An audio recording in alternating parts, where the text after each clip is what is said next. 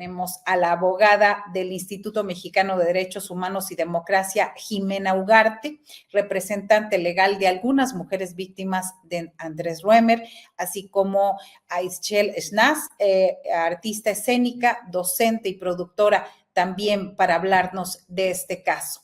Ya las tenemos. Adelante. Muy buenas tardes, bienvenidas. Hola, muy buenas tardes, Marta, y muchas gracias por este espacio. Gracias. ¿Qué podemos ahondar al respecto de esta situación? ¿Qué es lo que están ustedes exigiendo a las autoridades? Bueno, en primer lugar, queremos expresar relación con todo esto que ha salido en la publicación que hace Andrés N. en su cuenta de X, pues que hay una serie de falsedades e imprecisiones en el mejor de los sentidos. Primero, decir que desde el día de que salió toda esta comunicación en los medios, señalamos contundentemente que lo que dice es falso. Él no está libre, se cambió su medida a una medida de prisión. Dos, que esta situación se debe a una situación de una política que tuvo el Estado de Israel en el marco del conflicto bélico, en el que actualmente pues, está sucediendo allá. Entonces no es un caso único ni tampoco tiene que ver con si él es una persona peligrosa o no, como lo trató de señalar en su propia publicación, incluso haciendo una alusión bastante pues perversa, ¿no? En compararse con un muñeco de peluche. Y tercero, que no, tampoco tiene que ver con el fondo del asunto. Es decir, esto que él está diciendo, que es por la falsedad que se localizaron o se encontraron en las carpetas de investigación, pues también es falso. Esto es un cambio de medida cautelar. Digamos, desconocemos cuáles son los parámetros para el cambio de medida cautelar de prisión a una prisión domiciliaria en Israel, pero al menos en México, pues esto no habría pasado, y eso también lo queremos decir muy claramente. En México existe riesgo de fuga. Recordemos que él, cuando huyó a Israel, porque huyó a Israel, ya tenía 5 órdenes de aprehensión y logra entrar a este estado incluso en pleno COVID, escapándose de la justicia mexicana. Y dos, él también representa un riesgo para las víctimas, situación que también tendría una consideración muy relevante para una prisión preventiva justificada, al menos en nuestro país, en virtud de que las ha estado acosando, persiguiendo a través de las redes sociales los últimos 3 años. Entonces, pues lo primero es que todo esto es falso e impreciso, y que lo cierto es que él sigue teniendo estas órdenes de aprehensión y que las compañeras, las mujeres que la han denunciado, pues siguen esperando que se haga justicia aquí en México. Y bueno, Ischel, ¿qué habla ahorita la abogada Jimena Ugarte acerca de estas acusaciones y sobre todo esta persecución en redes sociales como víctima en este caso? ¿Qué es lo que han padecido ustedes? ¿Qué es lo que a qué se refiere exactamente la abogada? Bueno, detalles te podría dar muchos. Evidentemente hubo una persecución muy fuerte previa a que él se fuera del país, no solo de él, sino de amistades, o incluso fue su esposa en aquel momento, te estoy hablando de hace ya casi 3 años, fue Bernardo Noval, fueron amistades de Andrés, que se pusieron en contacto con algunas de las mujeres denunciantes para tratar de silenciarlas. También es bien sabido que a mí, previo a la publicación del video, me busca la exfuncionaria pública Lidia Camacho, con el mismo modus operandi. ¿A qué voy con esto? Ofreciéndome trabajo y tratando de silenciarme. Y bueno, estábamos hablando en aquel entonces de esta funcionaria pública que en su momento fue directora del Instituto Nacional de Bellas Artes, del Cervantino. Entonces, si yo tuviera que narrar cuál fue la persecución, te puedo contar lo que me pasó antes de que saliera el video, ¿no? Cuando fue Grupo Salinas quien notificó a Andrés que yo lo estaba denunciando, y bueno, ahí yo pensé que no la contaba, honestamente. Una vez que sale el video, o más bien previo a que salga ese video, tengo esta reunión con Lidia Camacho y con Andrés, donde también me veo privada de libertad, donde me graban, editan un audio, pretenden difamarme. Después de eso vienen un montón de chicas, ¿no? Y yo se lo dije, cuando este video sea público, yo voy a ser el menor de tus problemas. Y entonces, pues claro, aparecen mis compañeras denunciantes en un enorme grito de justicia, porque además, ahora que lo recordamos a la distancia, sabemos, nos platicamos entre nosotras lo confrontante que fue para cada una de nosotras en nuestros procesos, pero bueno, como haya sido, es ahí cuando Bernardo, Pamela y otras personas se ponen en contacto también para silenciarnos. Todo esto previo al que él se fugara. Y bueno, evidentemente cuando salen las 5 órdenes de aprehensión, él ya habiéndose fugado, pues yo creo que empieza una persecución muy puntual, porque ¿qué es lo que necesita? Intimidar, silenciar, amenazar a estas 5 mujeres que lo tienen señalado como presunto culpable, ¿no? Y bueno, ha habido persecuciones familiares incluso con el hijo de una de mis compañeras denunciantes. También hemos estado haciendo un esfuerzo por comunicar a los medios que él nos demandó.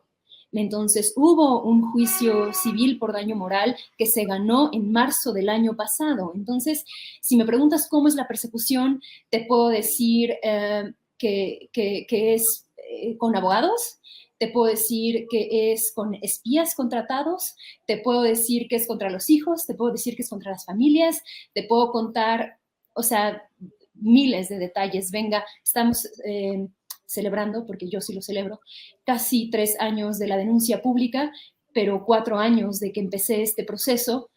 Fue en finales de 19 cuando yo lo conocí y me vi privada de libertad y violentada sexualmente, y son 4 años de constante persecución. Claro que ahora tenemos un acoso en redes sociales, que era lo que comentaba la abogada, por lo que por milésima vez se han pedido órdenes de protección a finales del año pasado. Y esto también lo quiero decir porque cuando sale una creadora de contenido a decir cosas sobre nosotras, lo que sea que haya dicho, se desata como otro tipo de persecución. No hace falta recordar que vivimos en un país feminicida y yo empecé a recibir todo tipo de mensajes. Puta, mentirosa, deberías de estar muerta, todo tipo de mensajes a todas horas. Entonces, ¿qué te puedo contar? Es que en verdad, si me pides detalles, creo que esto es una charla larga.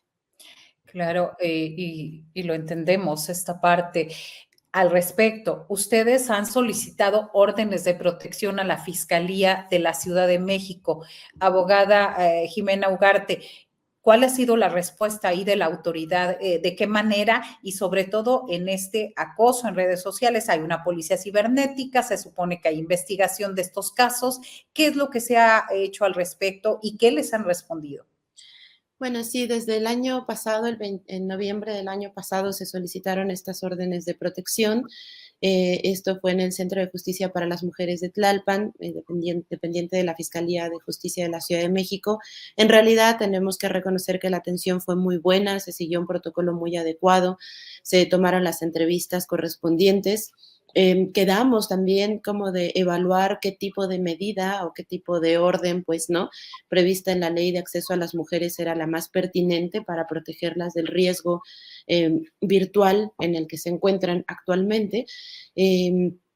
Y quedaron de darnos una respuesta. Sin embargo, al día de hoy, pues no tenemos, se han estado comunicando con nosotras, tratando de darnos información, pero lo cierto es que al día de hoy desconocemos si estas órdenes de protección existen o no, y lo cual pues nos parece muy relevante porque este último publicación, perdón, que hace Andrés en la red social de X, lo hace en primera persona.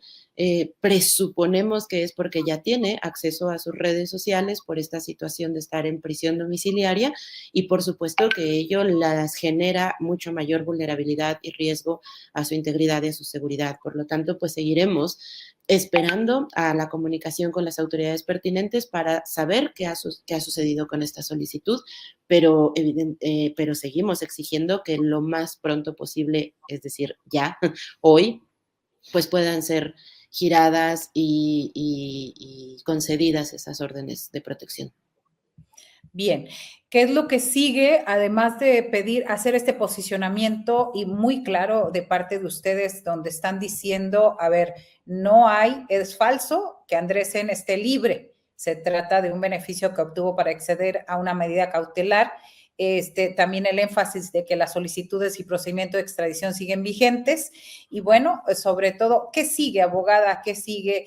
para pues continuar, como decía Ischel, ya van 4 años desde la denuncia. Sabemos que son 61 denuncias que se hicieron, 61 testimonios que se señalaban al exdiplomático desde el 2020 como responsable de la comisión de diversas conductas que constituyen violencia sexual. Pues a nosotros nos parece, y me gustaría que Itzel ahondara al respecto, pero nada más doy el marco para poder ahondar en ello.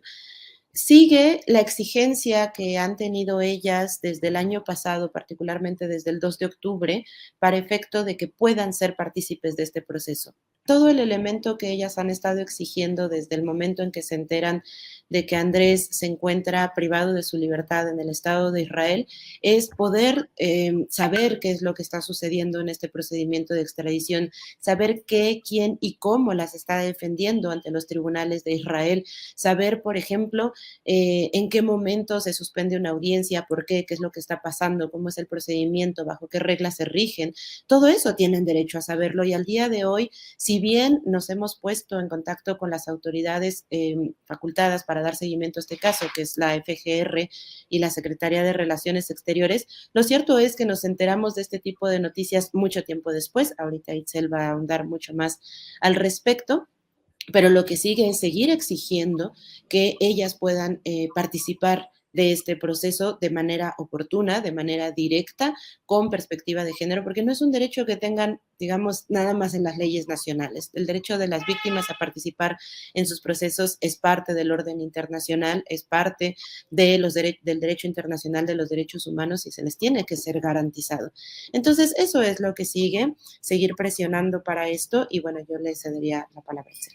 Bueno, muchas gracias. Retomo esto último que dice la abogada, porque empezó un poco diciendo saber cómo son defendidas, saber quién las defiende, y terminó diciendo, hago énfasis, en participar de los procesos. O sea, no es lo mismo saber qué está ocurriendo a tener el derecho a participar en el proceso, que no es cualquier proceso, es nuestro proceso legal. Entonces, bueno, eso así me parece como puntual, categórico, no me atrevería a mencionar nada más, pero bueno, dentro de las bonitas anécdotas, sí quiero decir que es prácticamente una burla. La forma en la que yo, Itzel, me enteré que Andrés estaba en prisión domiciliaria fue el 11 de enero, por una llamada telefónica de una compañera, por un chat que se había filtrado de la comunidad judía, precisamente de Bernardo Noval, diciendo nuestro amigo ya está libre. Frente a ello, porque además se han filtrado un montón de chats, eso sí debo decirlo, de mensajes y de chats y lo que sea, yo en ese momento mando un mail al instituto que nos representa, el Instituto Mexicano de Derechos Humanos y Democracia, y me comunico de manera directa con la abogada Ugarte, aquí presente, y entonces ella empieza a pedir citas en la FGR, la Fiscalía General de la República, citas que, venga, ante las autoridades siempre hemos estado disponibles, siempre incluso hemos estado tocando las puertas y por qué no decirlo, correteándoles, ¿no? Entonces ella pide esta reunión y a ella bueno, no sé, no me dejará mentir o quizá que ella haga las especificaciones pertinentes, pero a ella prácticamente la regañan. Ay, licenciada, ¿cómo cree? Si usted sabe que eso es un asunto de Estado, no puede pasar, pero mira, déjeme checar y le aviso. Y 2 días después nos dicen, sí, cierto, y nos dan las características en lo que es la forma en la que esto sucedió. Es una burla. Perdón, pero lo quiero decir, fui yo quien le avisé a la Fiscalía General de la República.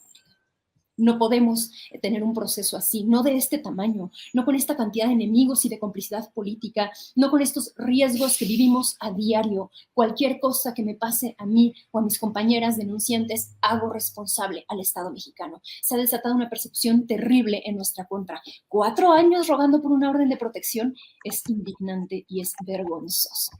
Si la Fiscalía General de la República tiene dudas, que me consulte, porque resulta que me entero antes que ellos. Pues ahí está la denuncia y sobre todo, pues continuar nosotros en el apoyo en estas informaciones y en estas denuncias que están haciendo. Agradezco a Jimena Ugarte, a Ischel Schnaz acerca de esta entrevista y pues estaremos dándole seguimiento puntual a la información. Muchas gracias. Muchísimas gracias por un espacio que nos permite decir todo esto. Muchas gracias. Buenas tardes.